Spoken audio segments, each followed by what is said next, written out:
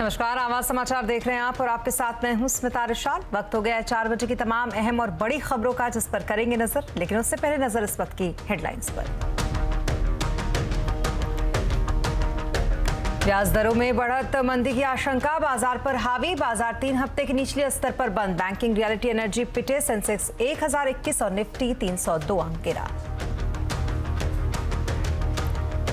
Record कमजोरी के बाद रुपए में रिकवरी का मूड। डॉलर के मुकाबले करीब 25 पैसे सुधर कर हुआ बंद। $1 की कीमत 81 रुपए के करीब। थर्ड पार्टी रिकवरी पर आरबीआई की सख्ती के बाद एनबीएफसी कंपनियों के शेयर टूटे। कंपनियों ने कहा थर्ड पार्टी बिना रिकवरी होगी मुश्किल। आज आवाज उठाएगा थर्ड पार्टी वसूली पर सवाल। पीएफआई की हड़ताल पर केरल हाईकोर्ट के तेवर सख्त। कहा सख्ती से हिंसा रोके सरकार। हड़ताल को बताया गैर कानूनी। डीजीपी को किया तलब। कांग्रेस अध्यक्ष पद पर कयास खत्म। राहुल गांधी से मिलने के बाद अशोक गहलोत चुनाव लड़ने को तैयार। G23 ने कहा थरूर नहीं है उनके उम्मीदवार। विदाई से पहले मॉनसून ने बढ़ाया टेंशन। पानी पानी हुआ दिल्ली एनसीआर। अगले 48 घंटे तक रहेगी आफत।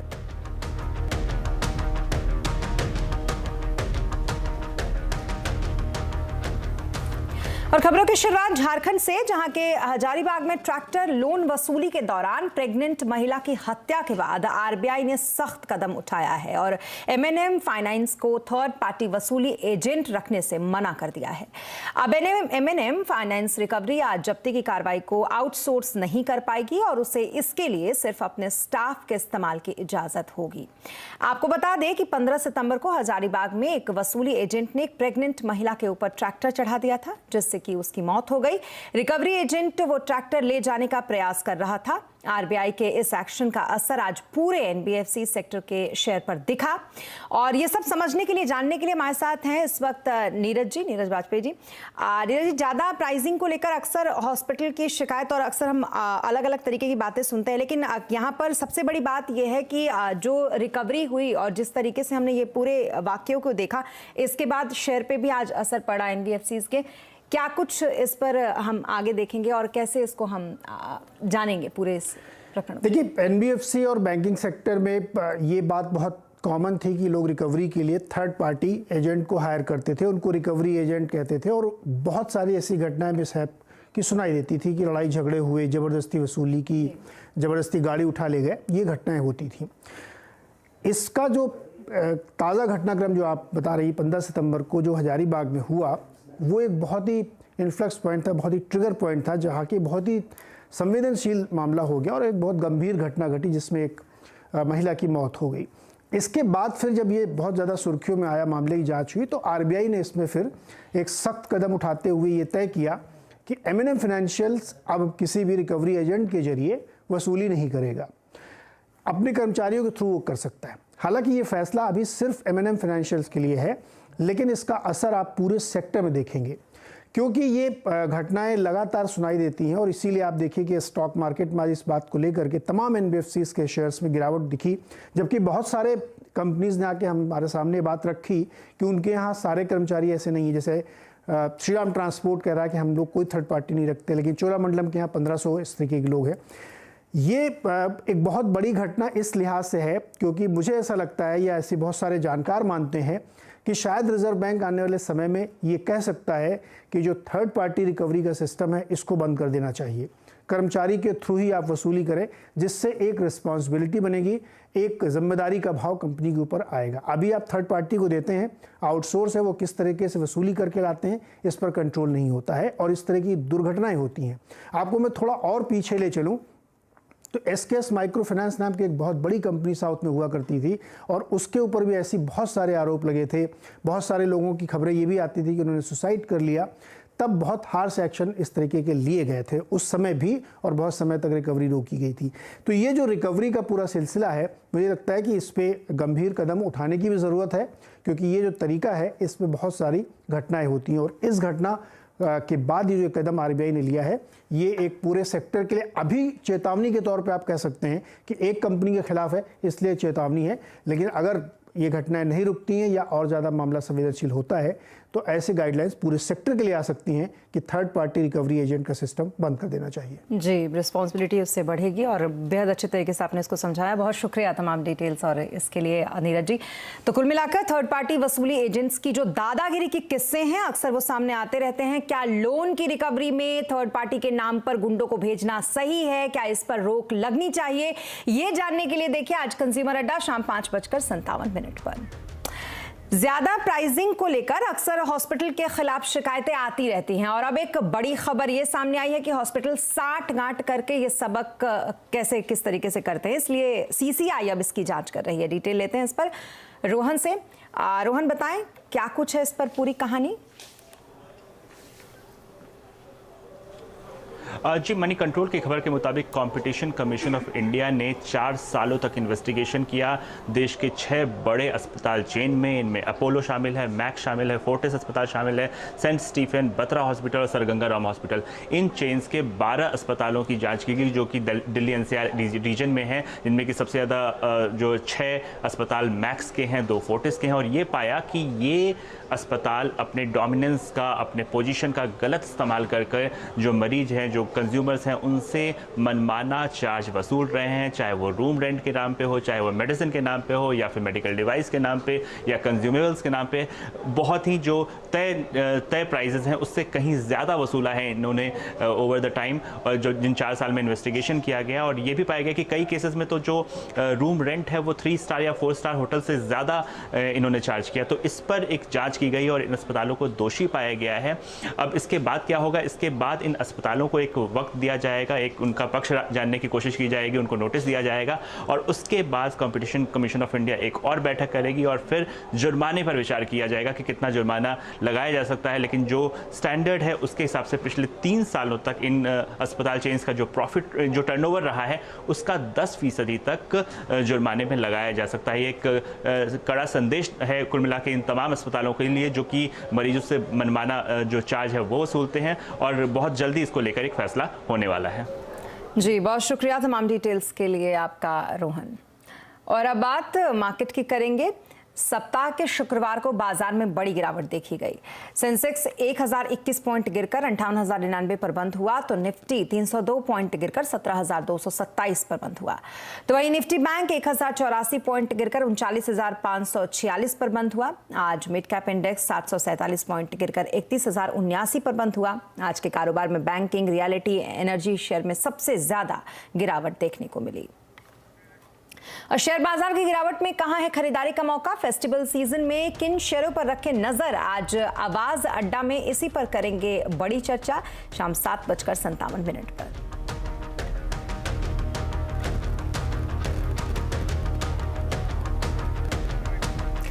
और टाटा ग्रुप ने एक बड़ा फैसला आज किया है। ग्रुप ने टाटा स्टील में सारी माइनिंग और साथ ही मेटल कंपनियों का विलय कर दिया। इस खबर का ज्यादा अपडेट इस पर दे रही है हमारे साथ हर्षदा सावंत हैं। हर्षदा जी, क्या कुछ है इस पर पूरी अपडेट? टाटा स्टील ने एक मेगा मर्जर का ऐलान किया है। इस मेगा मर्जर के तहत टाटा ग्रुप की तमाम मेटल कंपनियां या फिर मेटल सब्सिडरीज का विलय टाटा स्टील में होने वाला है। टाटा स्टील के बोर्ड ने भी दरअसल इस विलय को अनुमति दे दी है। 7 कंपनियों का दरअसल अब विलय टाटा स्टील में होता हुआ दिखाई देगा। सवाल यह है कि कौन कौन सी कंपनियां अब टाटा स्टील का हिस्सा बनने वाली है। इसमें आपको 4 लिस्टेड कंपनियां दिखाई देंगी जिसमें Tata Metaliks, TRF, tin plate और टाटा स्टील लॉन्ग प्रोडक्ट शामिल है।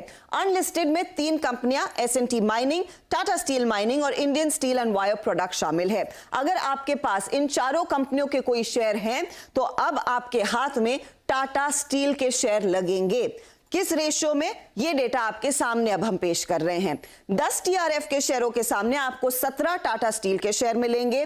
10 टाटा मेटालिक्स के शेयरों के सामने 79 टाटा स्टील, 10 टाटा लॉन्ग के सामने 67 टाटा स्टील के स्टॉक्स और साथ ही साथ 10 टिन प्लेट के शेयर अगर आपके हाथ में हैं तो आपको मिलेंगे 33 टाटा स्टील के स्टॉक्स। तो ये है वो रेशो जिसमें दरअसल ये एमैल्गमेशन होगा। अब कुछ आंकड़े आपके सामने पेश करते हैं कि इन कंपनियों की वित्तीय हालत क्या है। सबसे बड़ी कंपनी क्लियरली टाटा स्टील है, सबसे ज्यादा नेट एसेट्स इनके हाथ में 1,25,000 करोड़ से ज्यादा के। इनकी रेवेन्यू फ्रॉम ऑपरेशंस जो मार्च 31 को रिपोर्टेड थी 1,29,000 से ज्यादा रही। टाटा स्टील लॉन्ग के जो नेट एसेट्स हैं वो 3,200 करोड़ के हैं। वहीं आप देख रहे हैं 6,800 करोड़ का revenue from operations. Tin plate के 1,171 करोड़ के नेट एसेट की वैल्यू, 4,249 करोड़ का रेवेन्यू फ्रॉम ऑपरेशन रहा।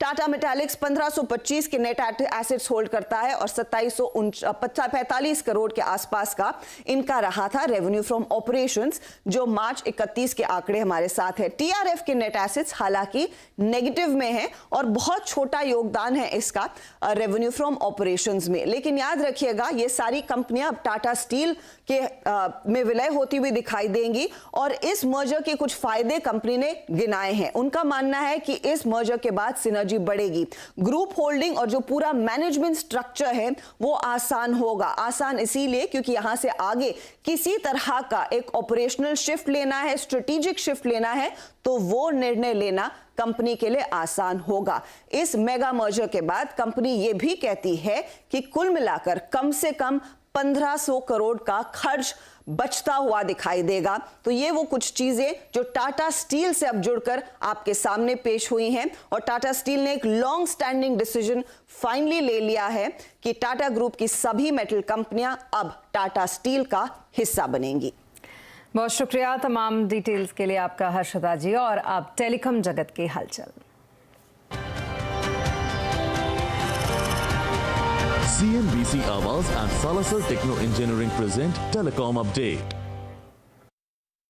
फेसबुक, व्हाट्सएप, टेलीग्राम जैसे ओटीटी ऐप्स जल्द ही रेगुलेशन के दायरे में आएंगे। टेलीकॉम सेक्टर में नए बदलाव करने वाला ड्राफ्ट टेलीकॉम बिल 6 से 10 महीने के अंदर लागू होगा। ड्राफ्ट बिल लागू होने के बाद टेलीकॉम कंपनियों को भी राहत मिलेगी। टेलीकॉम मंत्री का कहना है कि इस बिल का मकसद रेगुलेशन को आसान बनाना है। ये जो बिल बना है, इस बिल में फोकस ये किया गया है कि यथासंभव सिंप्लीफिकेशन करना है। As far as possible, we have to make a light touch regulatory environment. Light touch regulatory environment. And wherever possible, the regulation should have a very effective means of achieving the objective और बाकी सब जगह से बिल्कुल एकदम simplified proforma रहे। जैसा शुरू में मैंने आपको बोला, जहां ज़रूरत है वहां पे स्ट्रिक्ट इफेक्टिव रेगुलेशन, बाकी सब जगह पे बिल्कुल लाइट टच, एक सिंपल मैकेनिज्म। और आइए अब जरा देखते हैं कि इस बिल में क्या नया और अलग होने वाला है। ये कैसे आपके लिए बदलाव की बात इसमें करता है। हमारे साथ है economic policy editor Lakshman Roy. Lakshman ji, ये बिल आम उपभोक्ताओं के लिए कैसे एम्पावर उनको करेगा, जरा समझाइए। मोबाइल और इंटरनेट सोते जागते ना तो आप इसका पीछा छोड़ने वाले हैं, ना तो वो आपका पीछा छोड़ने वाला है। लेकिन इस रिश्ते में एक बड़ा बदलाव आने जा रहा है, क्योंकि सरकार टेलीकॉम सेक्टर के लिए एक नया कानून लाने जा रही है। और इस कानून को जब मैंने पढ़ा तो सबसे ख़ास बात मुझे ये लगी कि कॉल कौन कर रहा है ये जानने का आपको अधिकार होगा। यानी जैसे ही फ़ोन आएगा तो आप देख सकेंगे अच्छा ये कॉल कर रहा है। अब आपकी मर्ज़ी, आप फ़ोन उठाएं या ना उठाएं। आपको लगता है वो समय बर्बाद करेगा तो आप फ़ोन नहीं उठाएंगे। लेकिन ये सुविधा सिर्फ बेसिक कॉल पे नहीं मिलेगी, बल्कि व्हाट्सएप के जरिए कॉल आ रहा हो, चाहे टेलीग्राम के जरिए कॉल हो रहा हो, चाहे सिग्नल ऐप के जरिए कॉल हो रहा है, तो इन सारे ऐप पे भी ये नियम लागू होगा कि जैसे ही कॉल आएगा तो उसका पहचान आपको दिखेगा। और आप कहेंगे कि ये तो पहचान पहले भी दिख रहा है। कई बार आप ऐप डाउनलोड कर लीजिए, वो ऐप बता देगा कॉल करने वाला कौन है। लेकिन आपने ध्यान दिया होगा कई बार ऐसा होता है कि नाम कोई और दिखाता है, अब फ़ोन करने वाला कोई और निकल जाता है, तो आपको लगता है इसका फ़ोन तो गलती किया उठा करके। तो अब सरकार इसके लिए क्या करेगी कि KYC के नियम को बड़ा सख्त करने जा रही है। KYC यानी नो योर कस्टमर। जब आप सिम लेने जाएंगे तो आपको अपना असली पहचान देना पड़ेगा। अगर आपने पहचान छुपा ली या गलत जानकारी दे दी तो भारी भरकम जुर्माना आपको देना पड़ सकता है। वो जुर्माना 50,000 रुपये तक का जुर्माना है, और गड़बड़ झाला अगर ज़्यादा हो गया तो 1 लाख रुपए तक का जुर्माना आपको देना पड़ सकता है। तो मुझे लगता है सरकार से तो यही कहूँगा कि बाकी के प्रावधान बाद में लागू कर लीजिएगा, इसको सबसे पहले लागू कर दीजिए। और जब ये आपने कहा तो आपको याद आ गया होगा कि अनचाही कॉल जो आती है उसका क्या होगा। बता दूं कि इस पर भी शिकंजा कसने का बहुत ज़्यादा प्रावधान सरकार ने किया है। अनचाही कॉल में यह है कि जितने भी मार्केटिंग के कॉल आते हैं, चाहे कॉल आते हैं कि आप क्रेडिट कार्ड ले लीजिए, लोन ले लीजिए, आप ये प्रॉपर्टी ले लीजिए। तो इस तरह के कॉल के लिए सरकार जो है DND do not call registry एक बनाने जा रही है। अब इस रजिस्ट्री में क्या होगा, इस तरह के सारे मार्केटिंग वाले मैसेज हैं, सारे मार्केटिंग वाले कॉल नंबर हैं, वो उस पर रहेंगे और बगैर आपके सहमति के ये सब आपको कॉल भी नहीं कर सकेंगे और ना ही आपको ये मैसेज कर सकें। हालांकि DND से मुझे याद आया कि काफ़ी दिन पहले टेलीकॉम रेगुलेटर ने व्यवस्था की थी, लेकिन बहुत चला नहीं। उम्मीद करता हूँ कि इस बार ये व्यवस्था शायद ज़्यादा सफल होगी। अब इन सब से हट करके एक जो महत्वपूर्ण बात है वो आपको साइबर फ्रॉड। अब उस साइबर फ्रॉड पर लगाम लगाने के लिए भी काफ़ी ज़्यादा सरकार सख्ती करने जा रही है। उसमें यह है कि टेलीकॉम सर्विस का जो दायरा होता है उसको बढ़ा रही है सरकार। फेसबुक, व्हाट्सएप, चाहे नेटफ्लिक्स जैसे OTT प्लेटफॉर्म है, उन सब पर सख्ती की जाएगी। अब वो सब टेलीकॉम सर्विस के दायरे में आएंगे। इसका मतलब ये हुआ कि उनको लाइसेंस लेना पड़ेगा, उनके कंटेंट पर सरकार की नज़र होगी। तो ये ऐसा नहीं हो सकता कि आपके खाते से पैसा निकल गया और IP एड्रेस क्या वो आपको मिल ही नहीं रहा है, तो ये सब दिक्कतें नहीं होंगी। तो साइबर फ्रॉड रोकने में एक काफ़ी ज़्यादा मददगार होने वाला है ये प्रस्तावित कानून।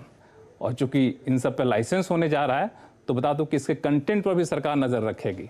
भड़काऊ भाषण, भड़काऊ कंटेंट हम डाल नहीं सकते हैं, क्योंकि राष्ट्रीय सुरक्षा या आम लोगों की सुरक्षा के आधार पर सरकार इनको सख्त निर्देश भी दे सकती है और इनके कंटेंट पर नज़र भी रख सकती है।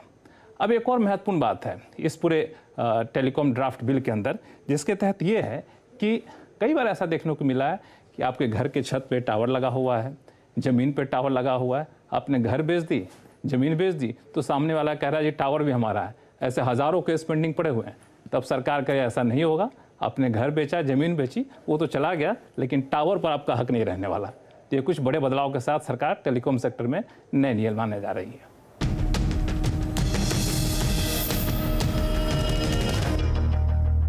और ब्रेक के बाद एक बार फिर आपका स्वागत है। कांग्रेस में अध्यक्ष पद पर चुनाव को लेकर गहमागहमी काफी बढ़ गई है। राजस्थान के CM अशोक गहलोत की दावेदारी भी पक्की हो गई है। राहुल से मुलाकात के बाद अशोक गहलोत ने खुद ही पहली बार कहा कि वो कांग्रेस अध्यक्ष पद के लिए चुनाव लड़ेंगे। डेट तो मैं फिक्स अब जाके करूंगा, पर मुझे ये तय है कि मुझे कंटेस्ट करना है। पर मैं देखता हूँ ये पार्टी इनर डेमोक्रेसी की बात है, एक नई शुरुआत हम लोग करें सब मिलके। और मुझे उम्मीद है कि जो हालात देश के हैं उसके लिए प्रतिपक्ष का मजबूत होना बहुत ज़रूरी है। और इसी के साथ इस बुलेटिन में फिलहाल इतना ही, लेकिन खबरों पर लगातार अपडेट के लिए आप बने रहें CNBC आवाज़ के साथ। नमस्कार।